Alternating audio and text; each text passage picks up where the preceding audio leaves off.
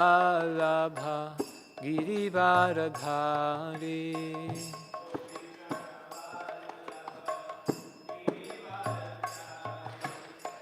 Gopijana Vallabha Girivaradhari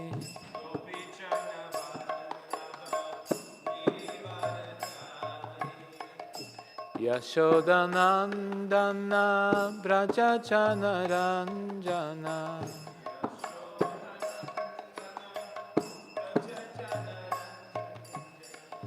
Yashodanandana Brajachana Ranjana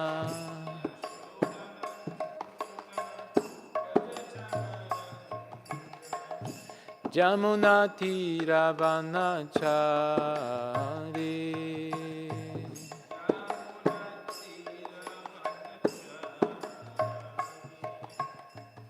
Jamunatiravanachari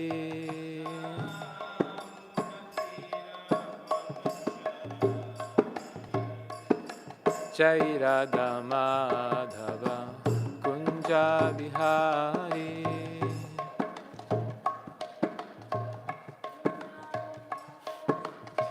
Jai Radha Madhava Kunja Bihari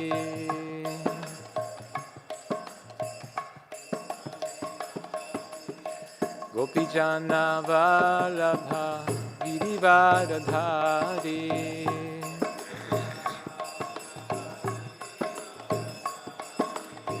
Gopijana Vallabha Girivaradhari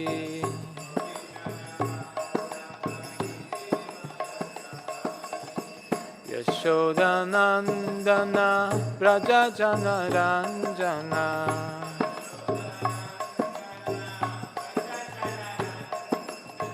Yashodanandana Brajajana Ranjana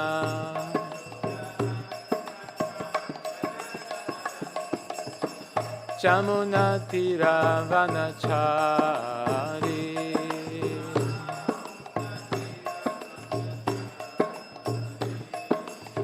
Yamunatiravanachari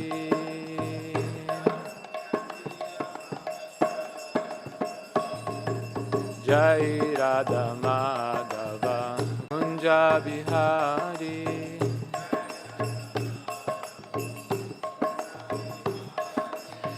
Jai Radha Madhava Kunja Bihari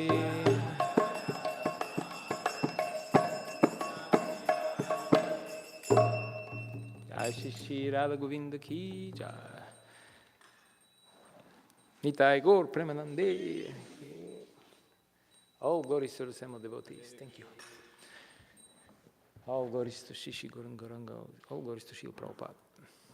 Om Namo Bhagavate Vasudevaya. Om Namo Bhagavate Vasudevaya. Om Namo Bhagavate Vasudevaya. Naranam Namaskritya Naram Chaiva Narotamam Devim Saraswatim Vyasam Tato Jayamudirayet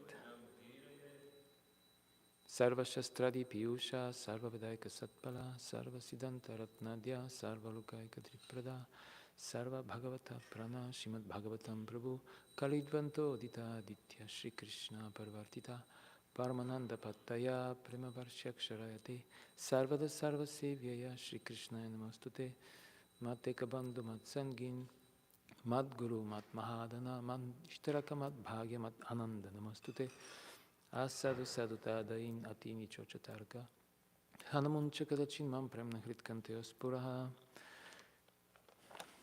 We're reading from Śrimad Bhāgavatam, 3rd canto,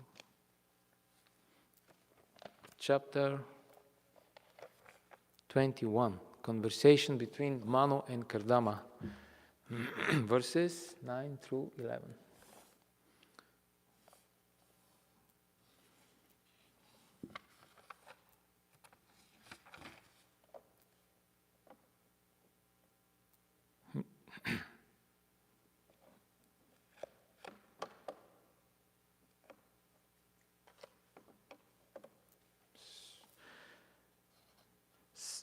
Satam. Okay. Satam virajam arkabham Sita padmotpalasrajam Snigdha nilalaka vrata Vaktrabjam virajombaram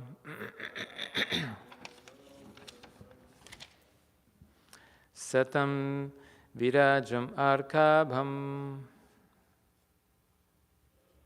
Oh, okay. Okay, so what we read the last one, huh?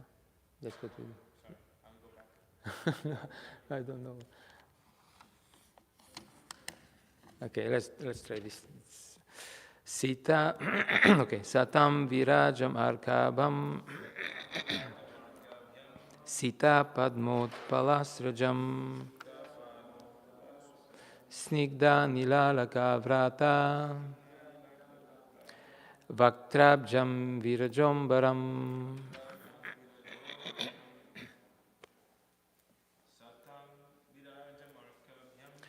Satam virajam arkabham Sita padmot palasrajam Snigdhani lalaka vrata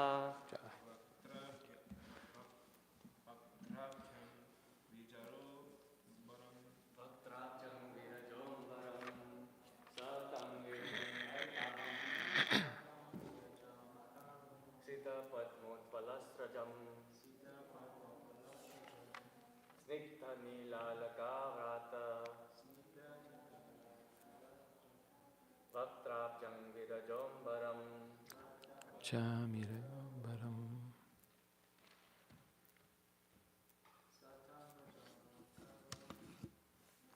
Satam virajam arkabham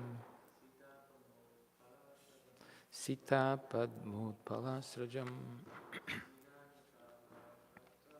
Snigdha nilalaka vrata Vatkrabjam virajombaram. Mataji. Satam virajam arkabham Sita padmot palasrajam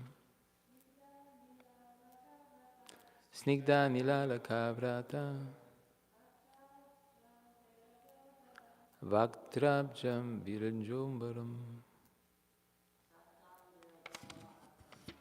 Satam virajam arkabham Sita padmot palasrajam Snigdha nilalaka vrata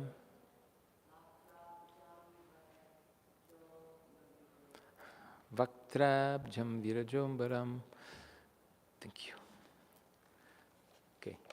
Kardama Muni saw the Supreme Personality of Godhead, who is free from material contamination, in his eternal form, effulgent like the sun, wearing a garland of white lotuses and water lilies. The Lord was clad in spotless yellow silk, and his lotus face was fringed with sleek dark locks of curly hair. Next verse. Kiritinam kundalinam shankachakra gadadharam shvetotpala kridanakam manasparsha smite kshanam. Adorned with a crown and earrings, he held his characteristic conch, disc, and mace in 3 of his hands, and a white lily in the 4th. He glanced about in a happy, smiling mood, whose sight captivated the hearts of all devotees. Then the next 11. Vinyasta charanam bojam amsha deshe garutmata drishtva keva stitam vaksha shriyam kaustubakandaram vinyasta. Now we have to repeat word by word. Having been placed. Charana Ambujam, lotus feet. Amsha Deshe, on the shoulders. Garut Mata, of Garuda. Drishtva, having seen. Ke, in the air. Avastitam, standing. Vakshaha, on his chest. Shriyam, auspicious mark. Kaustuba, the Kaustuba gem. Kandharam, neck. A gold, okay, translation in purport by His Divine Grace, by Charana Ravinda Bhaktivedanta Swami Srila Prabhupada Ki Jai. A golden streak, how pronounce this? A golden streak on his chest, the famous Kaustuba gem, suspended from his neck. He stood in the air with his lotus feet placed on the shoulders of Garuda. Purport. The descriptions in verses 9 through 11 of the Lord in his transcendental eternal form are understood to be descriptions from the authoritative Vedic version. These descriptions are certainly not the imagination of Kardama Muni. The decorations of the Lord are beyond material conception, as admitted even by impersonalists like Shankaracharya. Narayana, the Supreme Personality of Godhead, has nothing to do with the material creation. The varieties of the Transcendental Lord, His body, His form, His dress, His instruction, His words, are not manufactured by the material energy, but are all confirmed in the Vedic literature. By performance of yoga, Kardama Muni actually saw the Supreme Lord as He is. There was no point in seeing an imagined form of God after practicing yoga for 10,000 years. The perfection of yoga, therefore, does not terminate in voidness or impersonalism. On the contrary, the perfection of yoga is attained when one actually sees the personality of Godhead in His eternal form. The process of Krishna consciousness is to deliver the form of Krishna directly. The form of Krishna is described in the authoritative Vedic literature, Brahma Samhita. His abode is made of Chintamani stone, and the Lord placed there as a cowherd boy, and is served by many thousands of gopis. These descriptions are authoritative, and a Krishna-conscious person takes them directly, acts on them, preaches them, and practices devotional service, as enjoined in the authoritative scriptures. This word authoritative is repeated again and again. Vinyasta charanam bhojam. No, I'll just.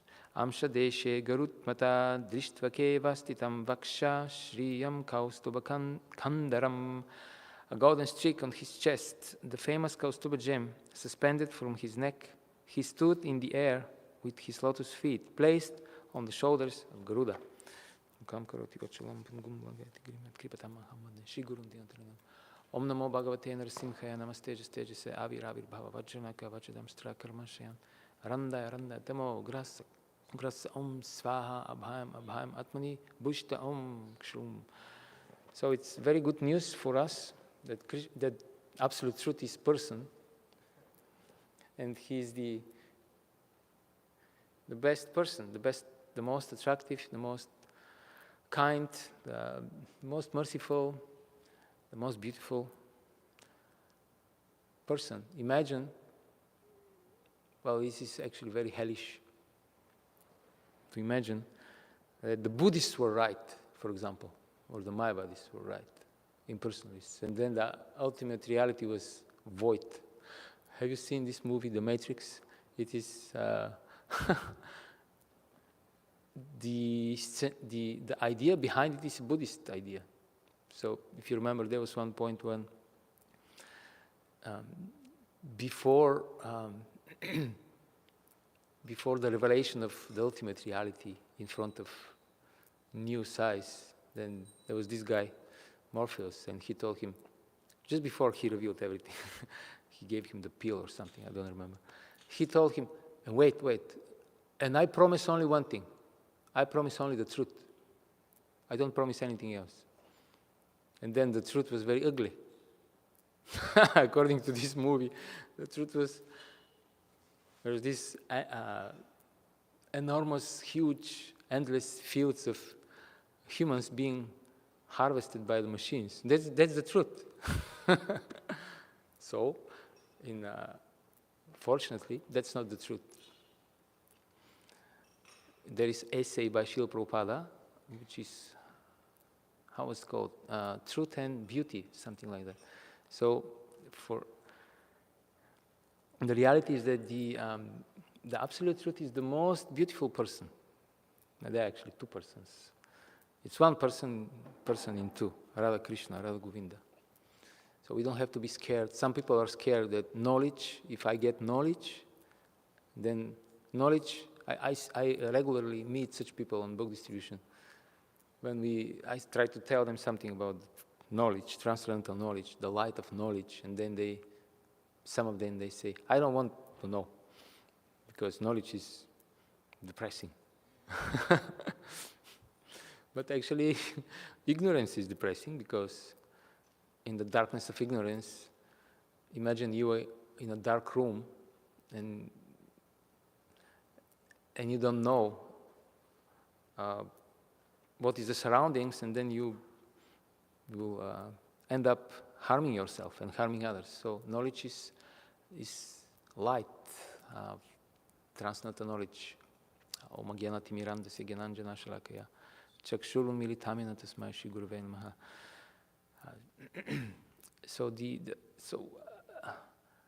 Therefore, the Vaishnavacharyas, sometimes they say that they compare the experience of the impersonal liberation with hellish experience.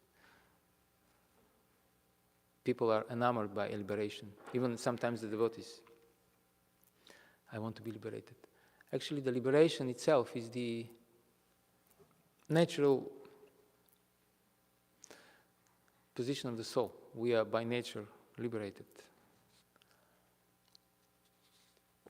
So liberation by itself is not so special. Special is love of God. This is the goal, the ultimate goal. So even if somebody attains liberation, then for how long, in the long run, if we try to think in the long run, for how long we will be pleased just by this feeling of relief, of suffering.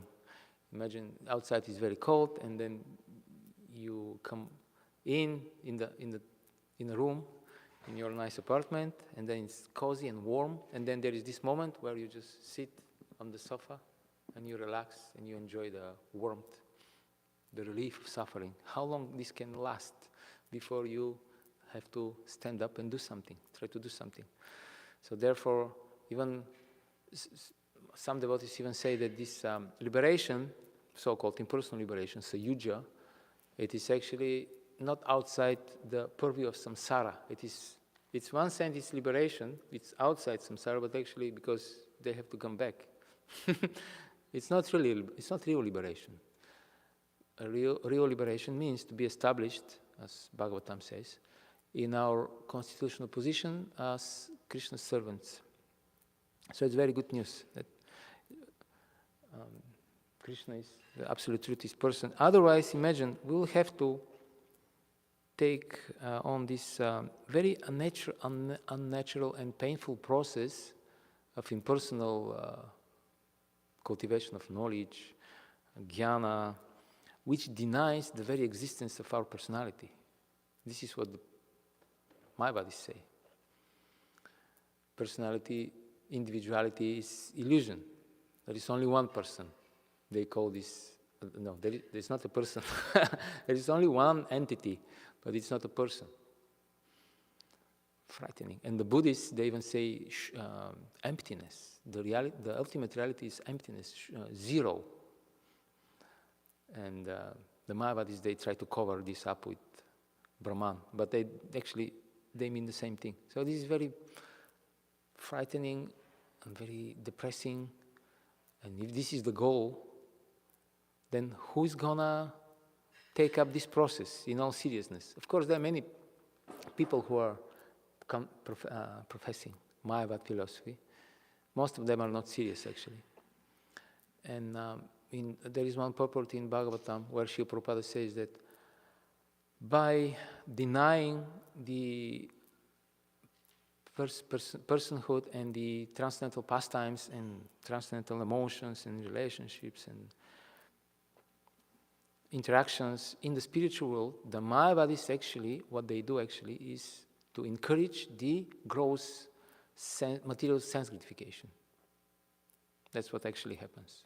Because people, by hearing this philosophy, they think, okay, so liberation means spiritual emancipation, and spiritual perfection means I have to cease to exist as a person. So better I enjoy here. Better material sense gratification than no gratification at all. And just being submerged into this one entity, which is not really entity, it's just emptiness.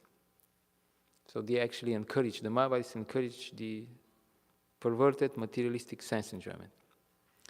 So the Vedic definition of God is Parasya Shakti Vividaya Vashrute. God is the transcendental person, the supreme person, and he has many multifarious energies, and they all serve him. And another definition is Bhagavan. Krishna is the proprietor of the 6 bhagas. Bhaga means opulence, and Van means the owner. And they are strength, power.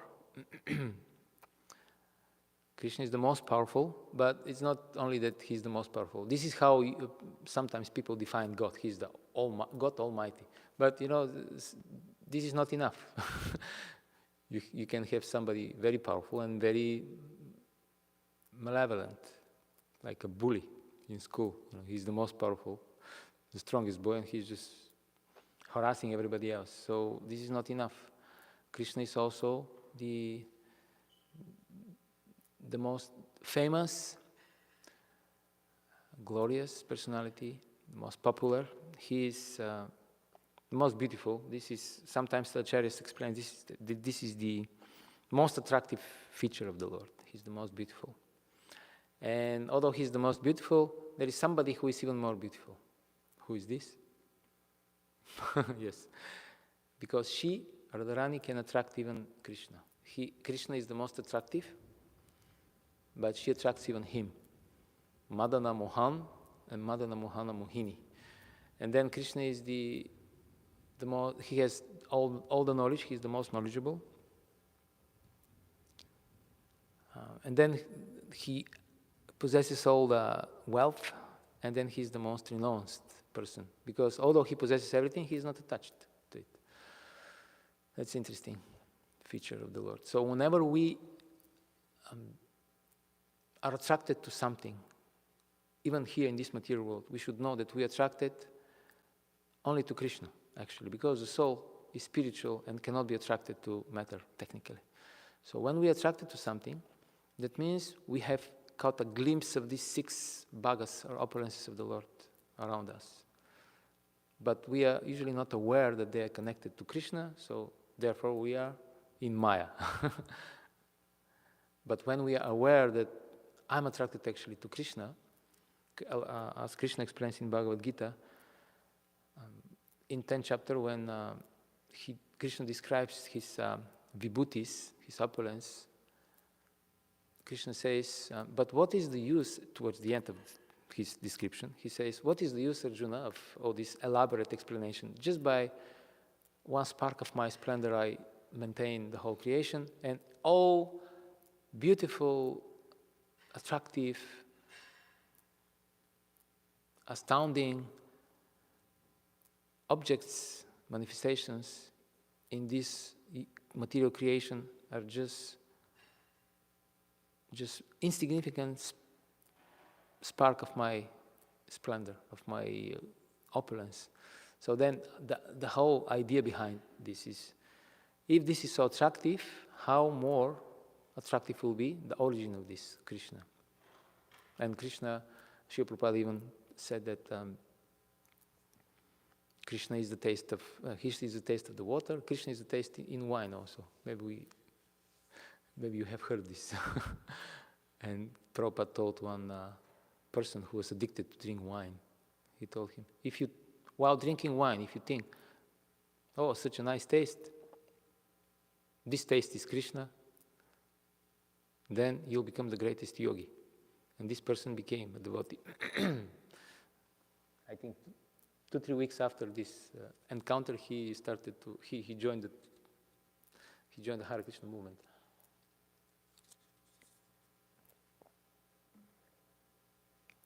So Krishna is the Supreme Person, and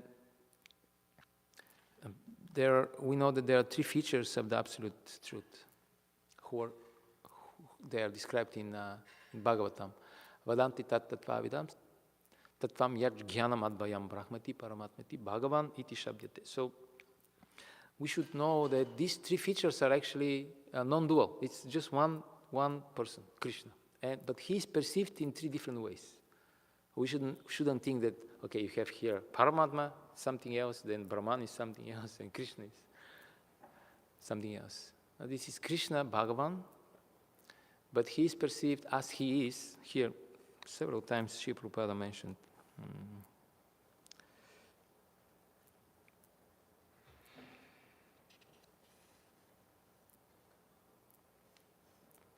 By performance of yoga, Kardama Muni actually saw the Supreme Lord as he is.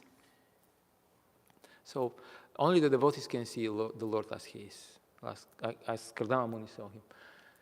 The non-devotees, the yogis, for example, they don't see him as Bhagavan. They see him as the super soul, and the impersonalists, they see him as Brahman. But he is the same personality.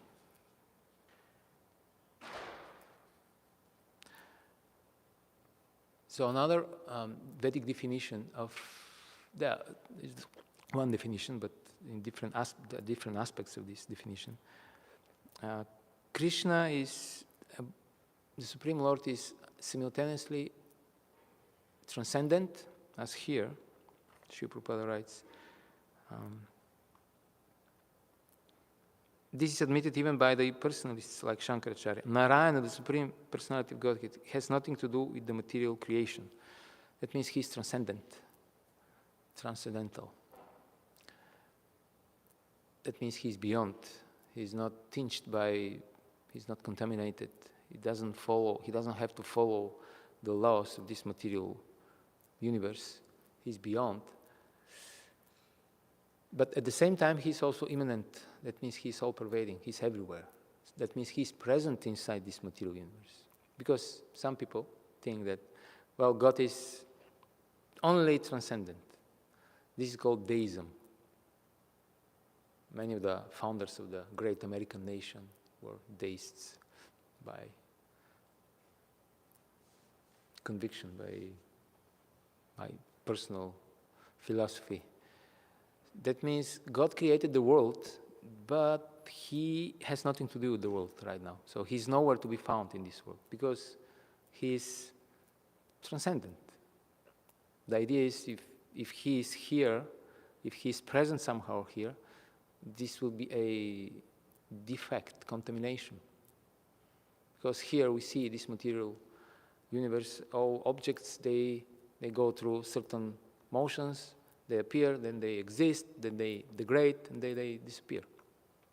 So if God appears here, that means he must be also under these material laws, and he must deteriorate also. So in order to save the transcendent position of the Lord, so good intentions, these people say that Krishna, God cannot appear in the universe.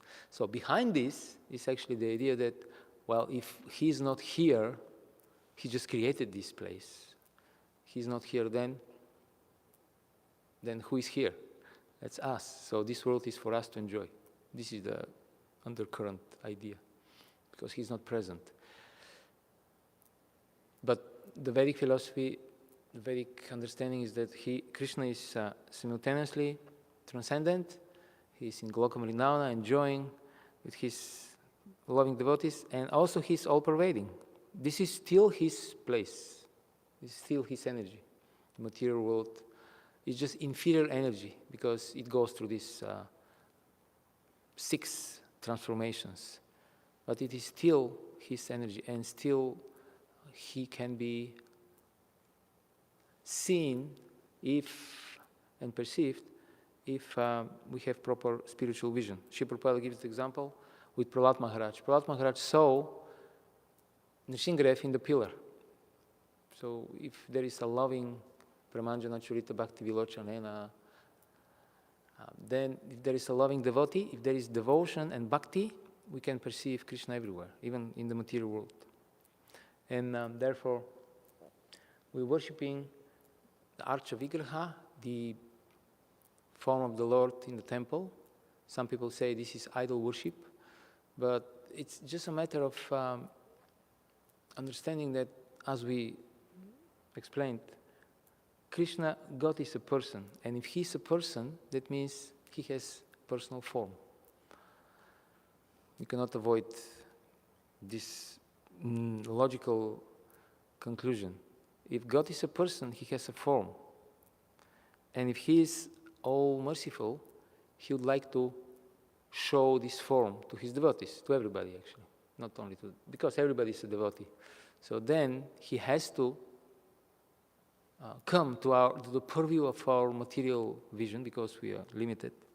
Then he, by his mercy, he appears in front of our material vision so that we can be purified. Very simple concept, but many simple concepts that are very simple, straightforward for the devotees, are just inconceivable for the non-devotees or for neophyte devotees. Very difficult to understand for them. So here, let's speak a little bit about this. Who is qualified to see the Lord? Who is qualified for bhakti? Because here, Kardama Muni actually saw Krishna by performance of yoga. So who is qualified to perform bhakti yoga? What is the qualification?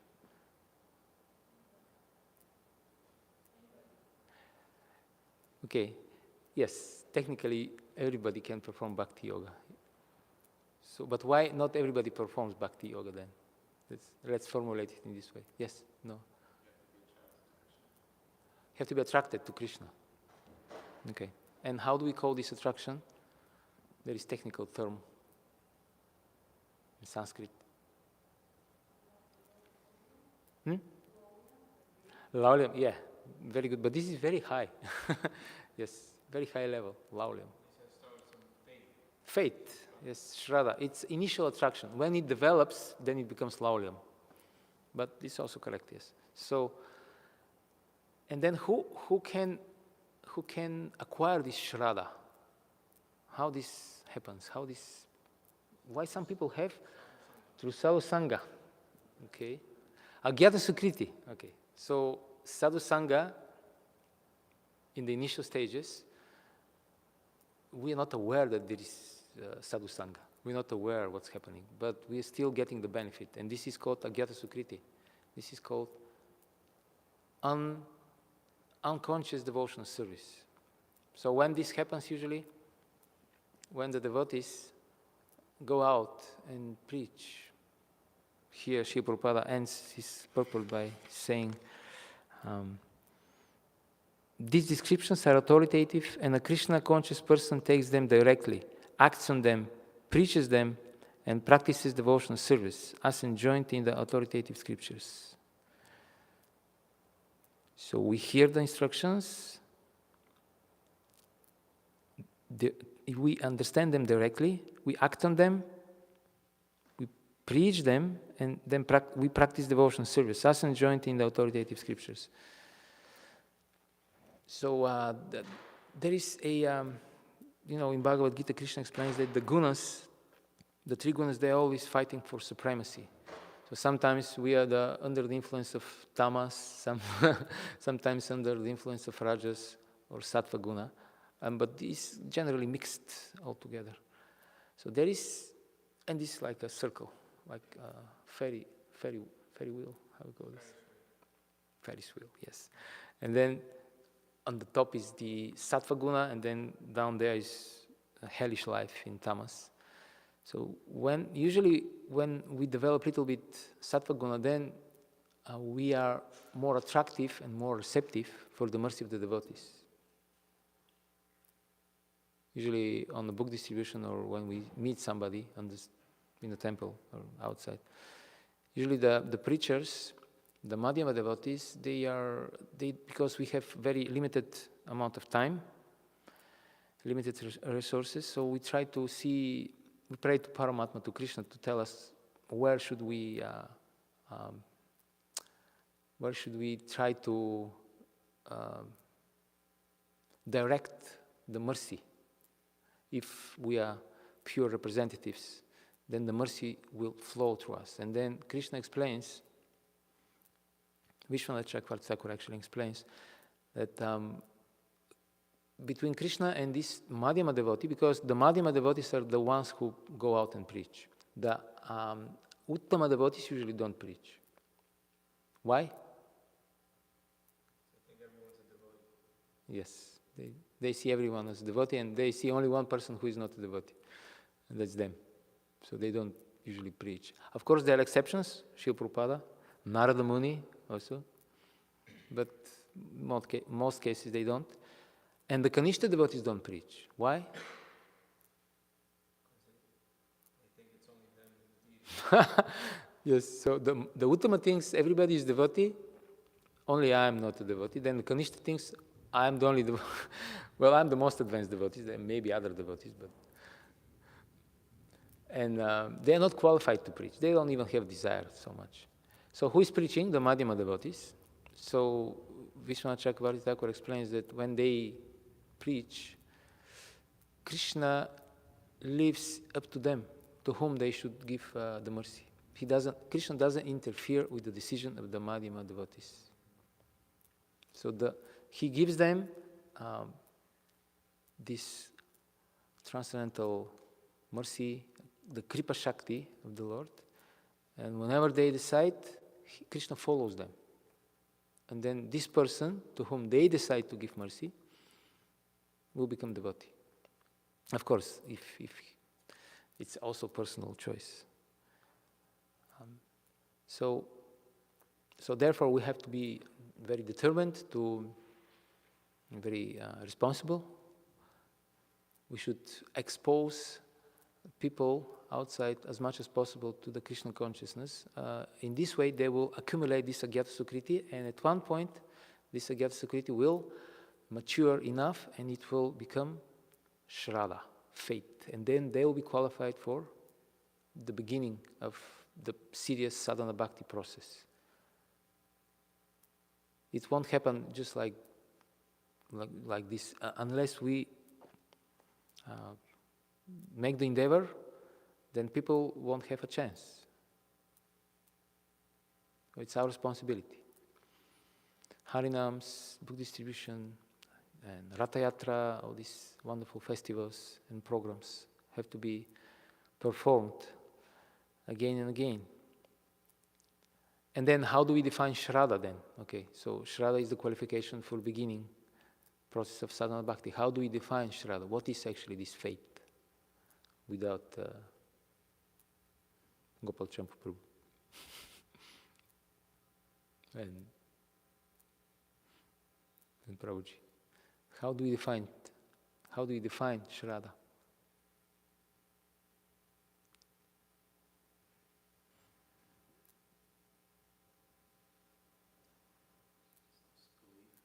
Belief. Okay, it's a conviction, it's belief, but it's not just it's a certain type of belief. Belief in what? Faith in what? Yes. Shraddha Shabde Kahe Vishwas Sudrida Nishcha. Mahaprabhu describes it as firm conviction that simply by performing Uttama Bhakti, all other duties will be automatically achieved. All goals, anything that you want to attain will be attained just by Bhakti. So what is Uttama Bhakti? How do we define Uttama Bhakti then?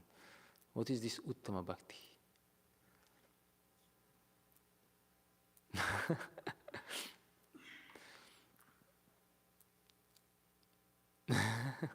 Uttama Bhakti.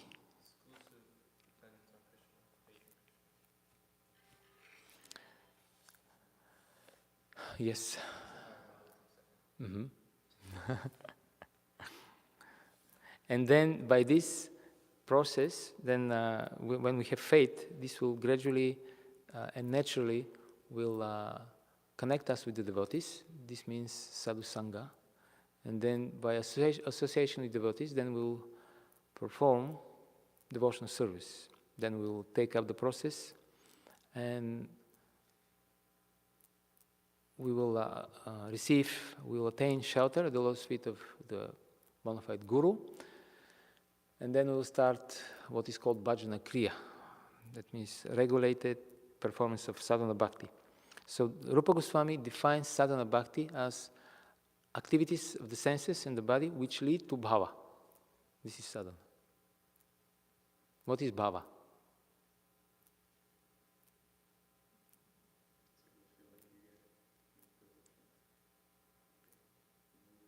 Okay, can be this. It's the emotion of love of God. But it signifies a level of the process of bhakti, the level when the devotee is freed from the bodily identification, finally, from the gross bodily and subtle bodily identification with the mind and the gross body. This is called bhava. So this is the goal of sadhana. And, okay, bhajana kriya, the performance of bhakti, will lead to clearness of the anarthas. Anarthas are what stands between us and Krishna. All these unnatural and unnecessary bad habits that we have. And when they are cleared off to a certain degree, to the great degree, then the next level will be nishta, which means we are established firmly in the process of bhakti. That means,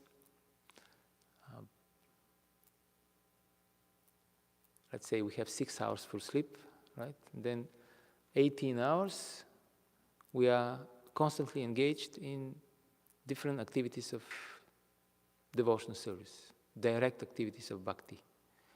What is the difference between direct activities, direct devotional service, and indirect devotional service?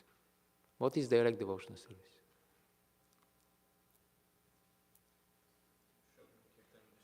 Mm-hmm. Hearing, chanting, worshipping the deities, taking prasadam. So what is indirect then?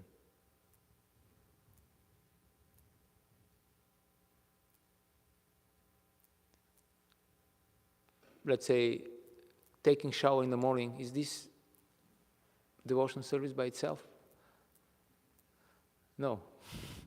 But if we do it because, let's say, we have to go on the altar or we have to attend Mangal Arati and then we have to be with a clean, pure body and clean clothes, then it can be connected to devotional service. So it's indirectly connected. So this is the principle. Indirect devotional service by itself, maybe or maybe not devotional service. But if we connect it to Krishna, then it becomes indirect devotional service. For example, maintaining the family, going to make some money and doing business, etc. This may be indirect devotional service if we connect it. If we don't connect it to Krishna, then it remains just material activity. But the direct activities of bhakti, like Shravanam, Kirtanam, Vishnu Smaranam, etc. No matter if, doesn't matter whether we we are focused, like if we chant Hare Krishna, if we are attentive or not attentive, it is still direct devotional service. The only difference is that if we are not attentive, then the result will be small and it will take longer time, but it's still devotional service. But if you take shower in the morning, even if it's cold shower, and if you're not aware why you're doing this, if you don't connect it to Krishna, then it's just a pious material activity. So this is the difference. And then on the level of Nishta, when we are established on the level of Nishta, when we are constantly engaged in bhakti, when this happens, then we'll attain the next level, which is ruchi, that means taste. Finally, on this level, starting from ruchi, our process will be increasingly easier and easier. It will be downhill. So it takes little patience and determination. Okay, thank you very much. What's the time? 8:45. Okay. Somebody wants to say something?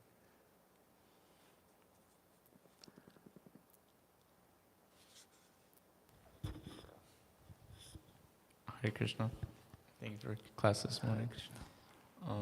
You were discussing the direct and indirect bhakti. And so, do you think there's any value in making sure your indirect bhakti is good to assist with your direct devotion? Can you give an example? So say, such as like things for routine, like you mentioned the shower. Yeah. What if you're focusing on other habits and tendencies that may not be directly devotion, but if you're constantly absorbed in devotion, therefore will affect and impact your devotion? Yes, yes, sure.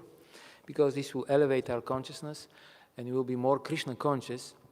And when we are more Krishna conscious, then we are more conscious how all aspects of life, of our life, even the so-called material life, are actually connected to Krishna. For example, we have to clean up our room. Why do we do that? Just because it's nice to be in a clean environment? Mode of goodness. Mode of goodness? Okay, but why mode of goodness is important? More conscious. Because it facilitates our Krishna consciousness better. Knowledge. Srila Prabhupada said, cleanliness is next to godliness. So therefore we clean our room. First of all, it's Krishna's room. It's not ours. Krishna likes his room to be cleaned. This is how he likes things. So we clean the room, our room so-called, because actually this is Krishna's room. And Krishna wants his room to be clean. This is the highest understanding. And then we can have also lower motivation and understanding, like we mentioned the shower in the morning. The shower is supposed to be cold in the morning, right? Cold shower. Why? Why do we take cold shower in the morning? Health reasons. Okay. Austerity. Austerity. It's possible. Well, yeah, so the reason is, actual reason is because it is pleasing to Krishna. Yes. If you take cold shower, Krishna is happy with you. This is the real reason. But if this is not enough, then there are other reasons. If this doesn't motivate us, then there are other reasons like health. People are very concerned about health.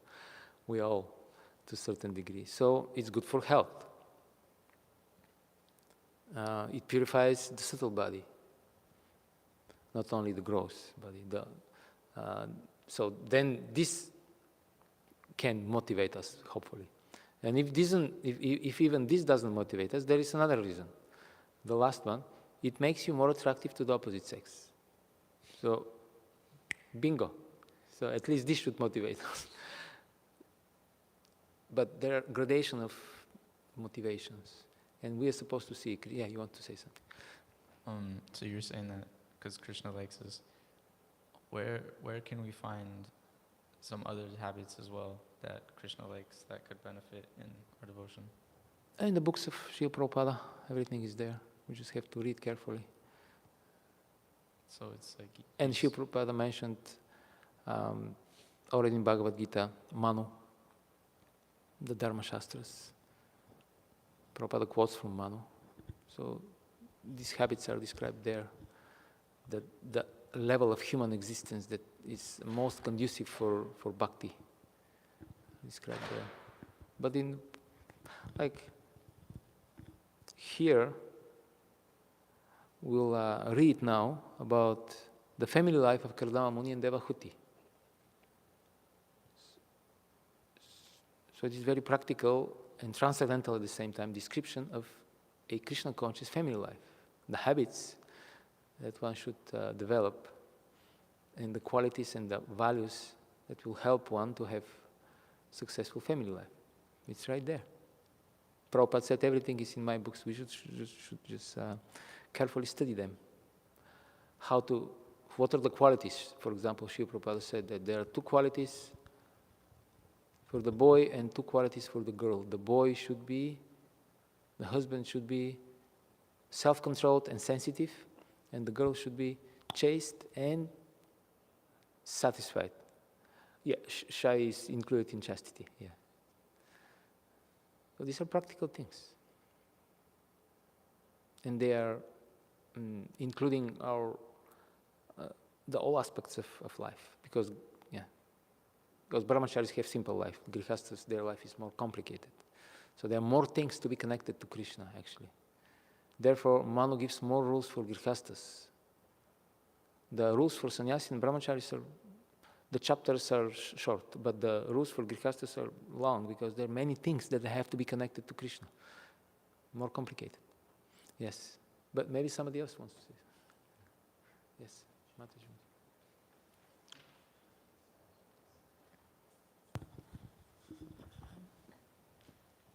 Hare Krishna, Prabhu, thank you for the nice class.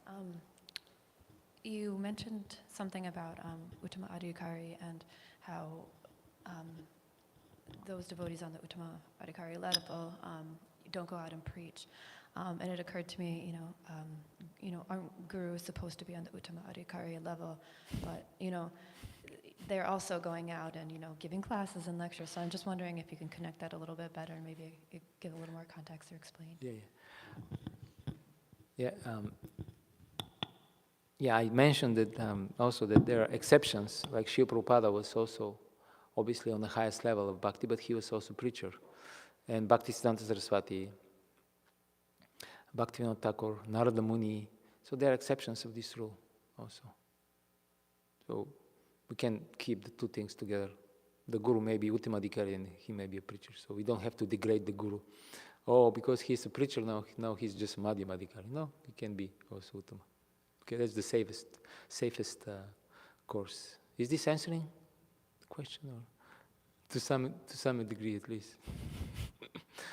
You want to add something?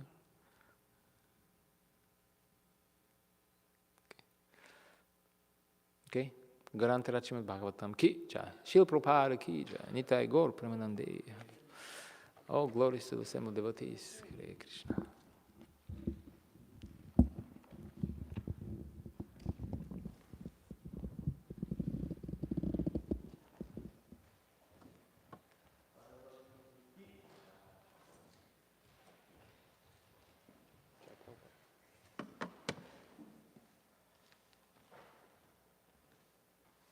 So we're on time.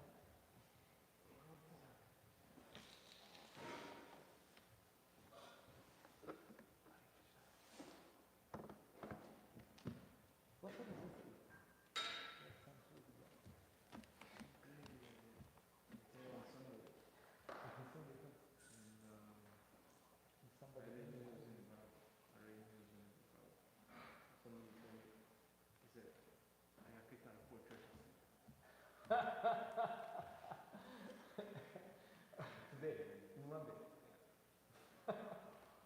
So maybe that's his fault. He is still a religious person.